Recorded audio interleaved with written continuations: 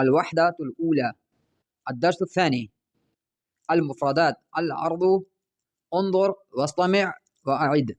مدرس. مدرس معناه أستاذ، معلم. طالبة، تلميذة. طالبة معناها تلميذة. طبيبة معناها دكتورة، دكتورة. مهندس معناه الرجل الذي يعمل عمل الهندسة. أخ، أخت. صديق معناه رفيق أو صاحب. صديقة معناها رفيقة أو صاحبة. أنا للرجل للمذكر، أنا للمؤنث. أنت، أنت مذكر، أنت مؤنث.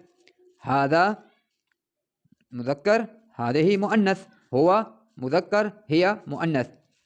نعم. باكستان، تركيا، مصر، سوريا.